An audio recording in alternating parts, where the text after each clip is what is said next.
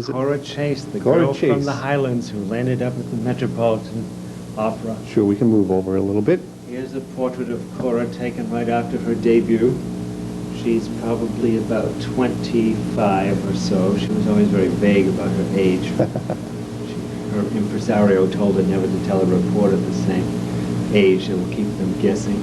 But Cora Chase was born here in Haverhill in the Highlands on Arlington Street, and she had a nice voice, and she was one of 3 or 4 daughters who were known as Chase's Jewels. It was Coral and Amber, and finally the youngest one was Cora.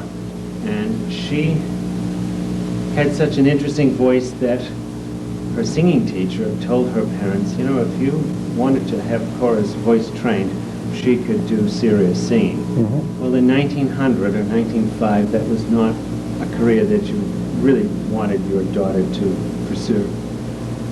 But whatever, when she was in high school, her father died, and he died slowly, and he said to his wife, why don't you make something of Cora after I'm dead? Mm-hmm. So he died in 1909, I think, and her mother up and sold her house on Arlington Street, Mm-hmm. got on a boat, and took Cora to Rome, where she began her study of Italian. But let me tell you about what happened to her. She made her debut finally Right.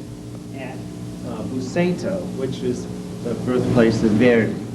And here's the poster. This was the Verdi Festival that had been canceled during the duration of World War I, and this was the opening festival after the war. Mm-hmm. Let's start again talking about Cora Chase. Well, Cora was an opera singer. She was a coloratura soprano, I believe. She made her, a very pretty woman, she made her debut in Italy, and she sang with the Metropolitan Opera Company. You know, she went to the Burnham School and just grew into an operatic role. She had a recording contract with RCA Victor, which was a big name in records It in sure those was. days, and after being named America's greatest coloratura. Now, what's a coloratura? It's a kind of a soprano, Okay, all right. you know.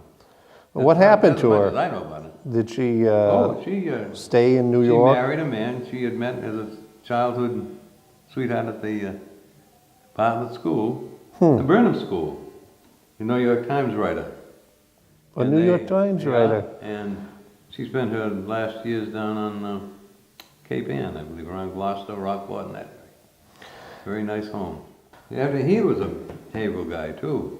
Yeah, that's something. From the That's- Burnham School. yeah, and he's not in the book, huh? Not yet, not yet. We didn't have enough samples of his writing. Okay, all right. Prominent. The Special Collections Library has a lot of big pictures of Cora Chase. Yeah, she got one formal painting in the library display room on the 3rd floor. Very beautiful woman. And again, there's another example of, you know, we have this book and it just capsulizes some of the folks. But if you ever want to get more information on these people, I'm sure you can go to the Special Collections Library. Oh, absolutely, absolutely.